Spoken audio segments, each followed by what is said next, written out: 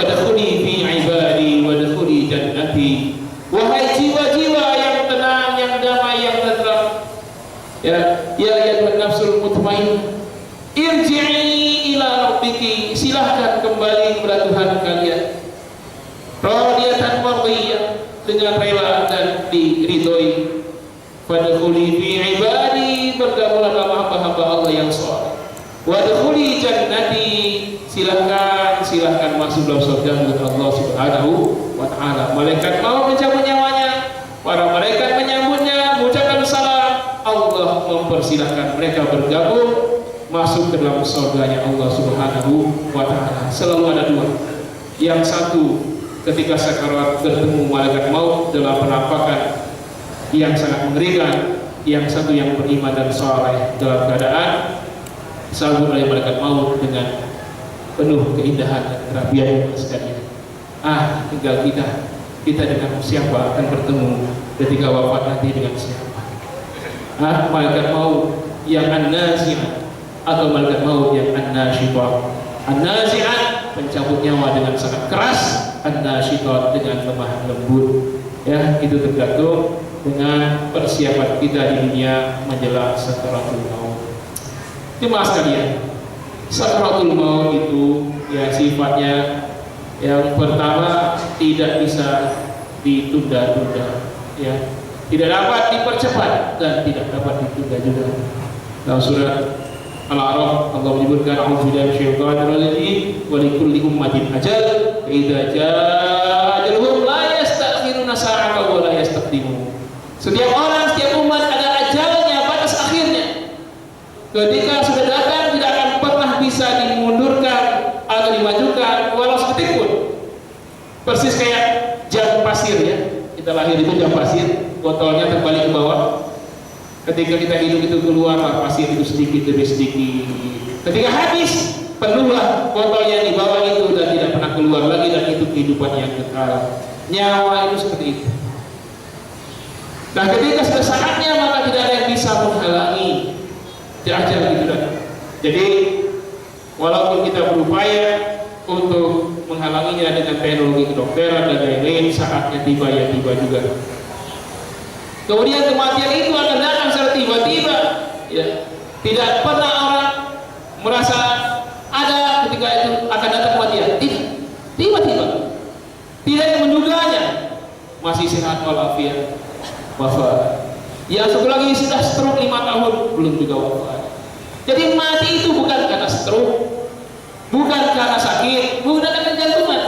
Ya, bagaimanapun berupaya untuk mati, kalau belum datang saatnya, belum akan datang kematian itu. Saya mau bercerita seorang TKW Arab Saudi, TKP, tenaga kerja pria, ya, Arab Saudi. Nah, ini pulang jadi ustadz sekarang, sering ketemu saya. Dia cerita temannya yang suka judi online. Di Arab Saudi dia judi, tenaga kerja tapi judi pasang semua, gajinya habis, utang sudah banyak, nggak pernah dapat. Padahal hadiahnya besar luar biasa. Akhirnya dia ditagih-tagih hutang, lalu dia sudah tidak tahan lagi karena imannya kurang, dia ingin bunuh diri. Sebelum dia bunuh diri, semua hal dipasangkan untuk judi, gitu ya. Tapi didesak terus hutang oleh orang yang memberikan hutang, akhirnya dia ingin bunuh diri. Pertama dia gantung diri di kipas angin ini. Dia gantung diri, lalu ketika dia sudah menendang mejanya, tergantunglah dia. Tahu-taunya copot, jatuh dia, kena pelipisnya, lecet dikit, nggak jadi mati. Karena sakit, ya sakit, nggak mengulangi lagi. Karena rasa sakit, ya, itu baru sakit mau bunuh diri, belum sakit mau. Nah, yang kedua, dia cari waktu lagi, temannya udah pergi, ya, dia satu mes. Kemudian temannya sudah pergi itu dia bunuh diri, ya, dengan cara minum racun untuk serangga, intinya untuk serangga dia minum. Temannya ini ketinggalan jam ketinggalan sesuatu deh. Balik lagi dia temannya itu sudah minum itu langsung, ya, dia tolong. Biasanya tenaga kerja itu ada keterampilan untuk darurat begitu, dikeluarkan, kemudian bawa rumah sakit, sebentar pulih lagi. Pada kesempatan yang lain, ya normal lagi, temannya kembali duluan pergi.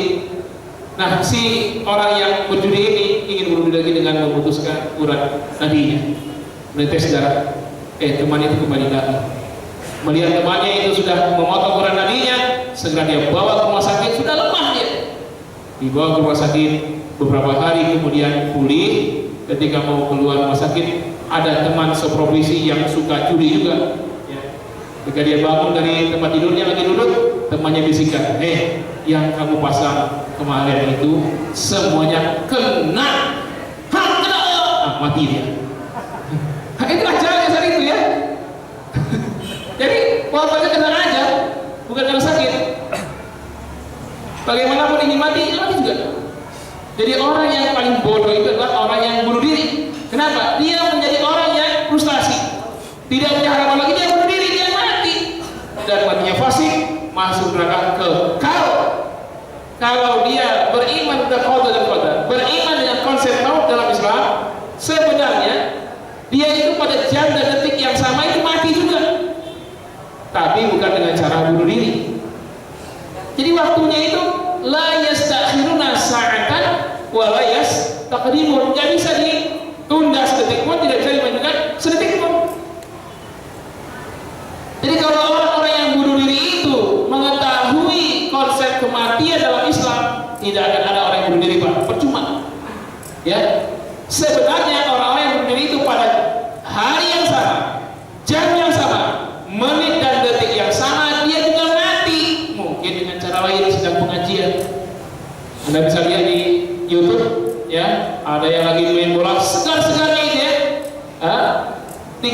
dia melanggar, dikasih kartu kuning oleh wasit, senyum dia, wasitnya balik kanan, mulai dia jatuh, mati setelah dapat kartu kuning, melanggar itu. Ada yang semangat dia nyundul bola, ya, kemudian setelah bola dia sundul kemana, dia menggelepar-gelepar kayak ayam dipotong, mati. Padahal yang namanya main bola itu kan lagi sehat-sehatnya, kondisi orang lagi segar bugarnya. Bahkan ada juga di YouTube itu, mohon maaf ini cuma sekalian, seorang wanita lagi di atas perut yang bukan suaminya, lagi bukannya karena itu, tapi karena nyawa cabut, mati. Yang sampai Anda begitu, Masya Allah, malu keluarga di dunia, memalukan, dan malaikat maut marah gitu ya, memaksa nyawanya. Tapi ada saksikan juga fakta di YouTube itu, ada seorang ulama, ya, Ustadz Syekh berkulit hitamnya, ketika lagi memberikan tausiah, tidak ada masalah, dia nyampaikan dengan biasa saja, lalu dia berhenti sebentar, dia oleh dikit dan wafat dalam keadaan ringan di kening, tanda husnul khotimah. Ada yang lagi sujud, tadinya sujud terus tidak bangun, wafat. Ada seorang imam sudah 30 tahun mengimami di Madinah, 15 tahun di Turki di Masjid Al-Fatih. Tiap sholat Jumat pagi-pagi anak-anak datang bagi-bagi permen buat anak-anak. Pada kesempatan itu dia bagi permen buat anak-anak yang datang sholat Jumat. Ya, lebih awal. Setelah dia beri anak di depan, dia ke belakang, hanya dia jatuh dan wafat. Cara mati itu kita yang pilih. Kematian tidak bisa pilih kapan datangnya, tapi caranya itu menentukan kita husnul khotimah atau su'ul khotimah. Kematian itu pasti datang, ya, walaupun Anda berlindungi sebuah benteng yang sangat kokoh, ya. Allah Subhanahu wa taala menyebutkan dalam surah An-Nisa surat keempat bagaimana kematian itu ketika mendatangi Anda. A'udzubillahi minasyaitonir rajim. Aina takunu yudrikumul maut walau kuntum fi burujin musyayyadah. Kemanapun kalian berlari, pastilah kematian akan mengincar kalian, akan menemui kalian, walaupun kalian berlindung di dalam benteng yang teramat kokoh. Kalau sekarang walaupun dari rumah sakit internasionalnya, semua peralatan canggih-canggih, dokternya canggih-canggih, sudah tiba saatnya mati juga. Anda lihat di Singapura itu kehebatan ilmu kedokterannya, apakah semuanya hidup? Mati juga, dokternya pun mati kalau sudah sampai tiba ajalnya, ya. Nah, kemudian kematian itu memaksa, ya, tidak akan bisa menghindar. Jadi memaksa untuk datang. Malaikat itu memaksa, keluarlah wahai nyawa, dipaksa dipukul-pukul kepalanya, dipukul-pukul punggungnya oleh malaikat, ya, sambil meneriaki, keluarlah wahai nyawa, keluarlah. Jadi ini proses sakaratul maut yang amat pedih. Cuma sekalian, jangankan kita, Rasulullah pun mengalami sakaratul maut. Ya, riwayat kalau dalam kitab hadis itu ada khusus bab tentang maradun Nabi wa wafatuhu, sakitnya Nabi dan wafatnya. Itu ada bab khusus dalam kitab-kitab hadis. Kenapa dia sakit Nabi dan wafat? Iya, Nabi tidak pernah sakit. Sekalinya sakitnya itu waktu wafatnya, itu menjelang wafatnya. Gak pernah sakit. Kalaupun yang pertama sakit itu ketika di Gua Hira, menerima wahyu yang pertama itu bukan karena sakit fisik, karena mental, musuh teror, ya, kena dari Gua Hira sendiri yang dipekut, ya, oleh malaikat, disuruh baca. Pas keluar dari lihat di atas langit ada makhluk yang besar itu menutupi timur dan barat. Coba bayangkan ada makhluk gede di atas udara, di atas langit, Pak. Ngeri, nah itu, ya, karena itu sakitnya beliau, demam, ya. Itu yang pertama. Yang kedua, sakitnya beliau ketika akan wafat. Karena para ulama memasukkan satu bab sakit dan wafatnya Nabi. Karena sakitnya sekali dan wafatnya sekali. Tapi luar biasa teman sekalian, walaupun Rasulullah, ya, walaupun Allah Subhanahu wa taala memanggil malaikat maut, ya malaikat maut, kemarilah. Berhiaslah engkau, berpakaianlah rapi, pakailah wangian yang sangat wangi, ya. Kemudian temui kekasihku Muhammad, cabutlah nyawanya. Temui dulu dia, minta izinlah. Kalau dia mengizinkan cabut nyawanya, kalau tidak, kembalilah engkau kemari. Pas kalian, kalau Anda ditemuin malaikat maut, dia bilang, saya tulis cabut nyawa Anda, cuman kalau ada izin, kalau enggak saya balik lagi. Kira-kira apa? Izinin apa enggak? Izinin enggak?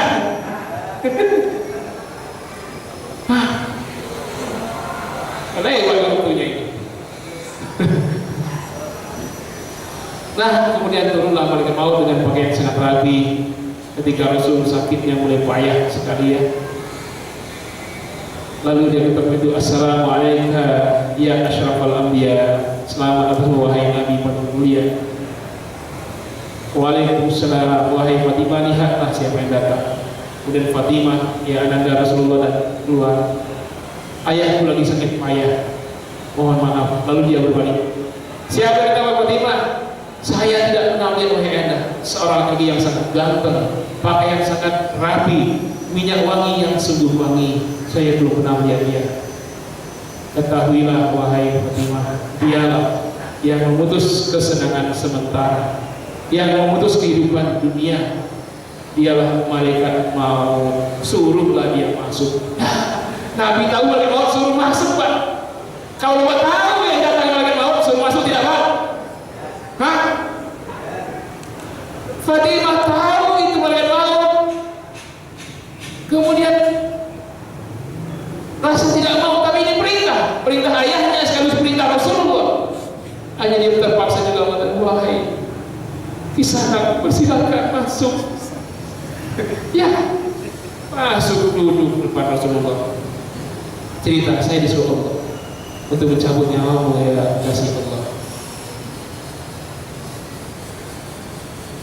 Rasul pun mulai menatap wajah anaknya Fatimah dalam sekali. Lalu sepertinya, aina Jibril, kemana engkau wahai Jibril? Padahal dari langit bersama Jibril, Jibril aku di langit dunia nggak sanggup menyaksikan Rasulullah dicabut nyawa. Ketika mengatakan, aina anta Jibril, di mana engkau Jibril? Langsung ada samping. Ya Jibril, apa kamu tidak tahu hari apa ini? Ya Jibril, apa yang telah Allah jadikan? Ya Muhammad, saya mendengar Allah telah berfirman, semua pintu-pintu surga telah terbuka, semua pintu neraka sudah ditutup rapat-rapat, semua bidadari telah berbaris, malaikat berbaris api menyambutmu ya Muhammad. Surga telah berhias sangat elok dan indah. Bukan itu ya Jibril, bagaimana umatku? Kita umat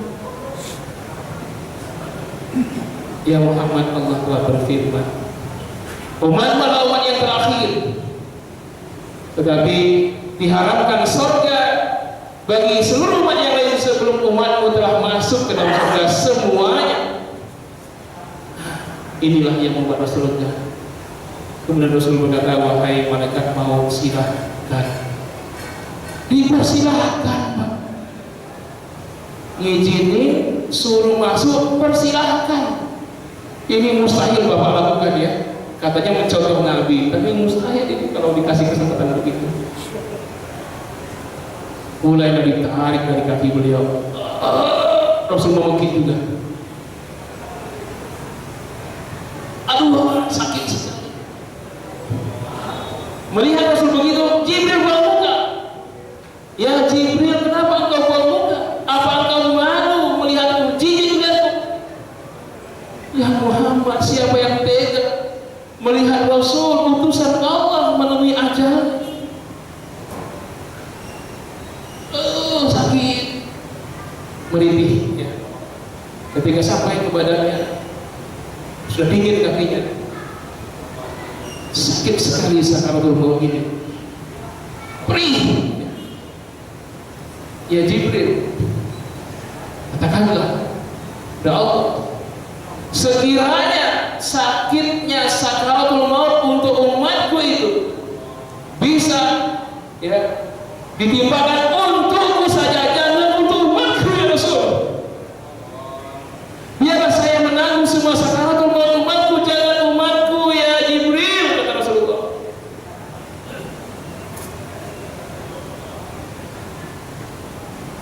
Tentu saja permohonan Nabi ini tidak dikabulkan Allah.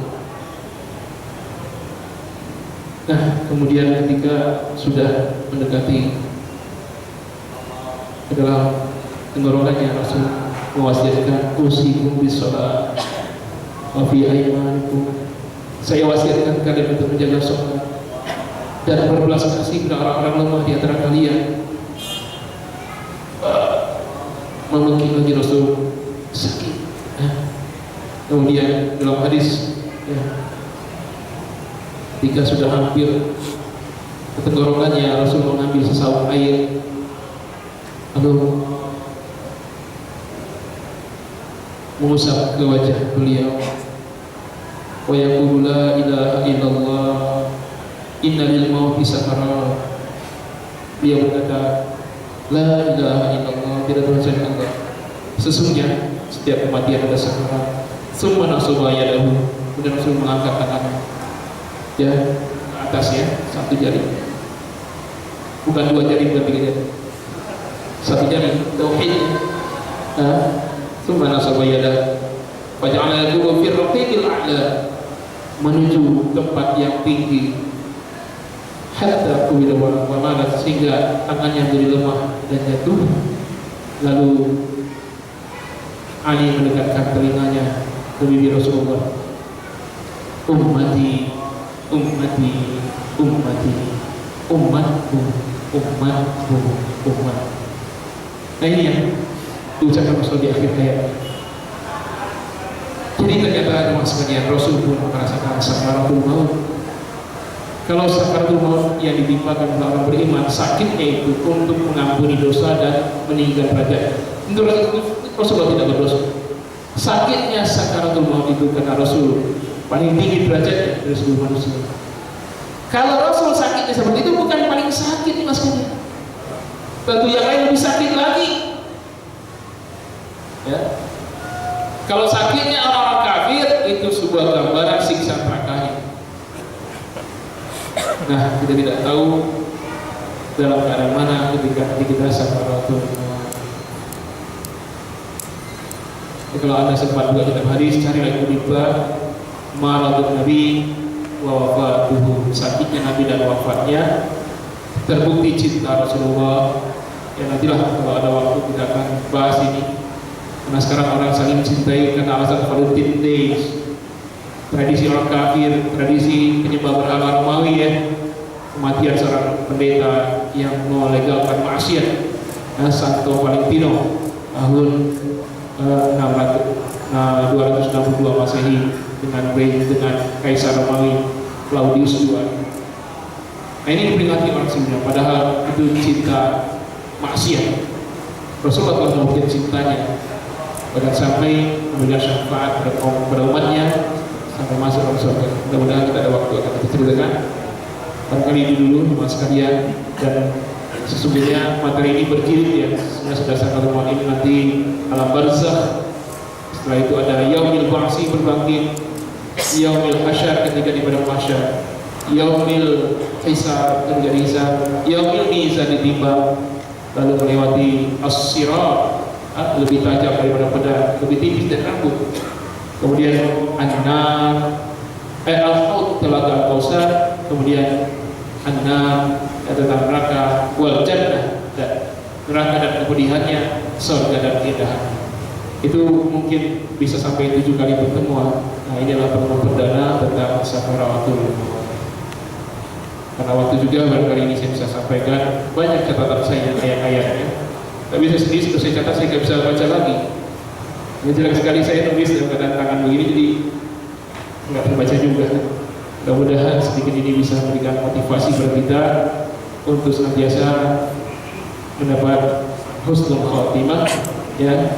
Wahawin alaina fi sakaratul maut, ya Allah mudahkan kami dalam sakaratul maut, wan najata 'inda hisab, kemudian sukses dalam yaumul hisab, dan wal afwa, dan mendapatkan kemaafan, keampunan atas segala dosa. Mudah-mudahan kita tergolong dalam orang-orang yang dipanggil Allah, ya ayyatuhan nafsul mutmainnah irji'i ila rabbiki radiyatan mardiyah wadkhuli fi ibadi wadkhuli jannati. Hai jiwa yang tenang, ya kembali kepada Tuhan dengan tenang, rindu dan tenang, bergabunglah dengan hamba-hambaku dan silakan masuk ke dalam surga-Mu. Amin ya rabbal alamin. Terima kasih. Subhanallah wa bihamdika, asyhadu an la ilaha illa anta, astaghfiruka wa atubu ilaik. Wassalamualaikum warahmatullahi wabarakatuh.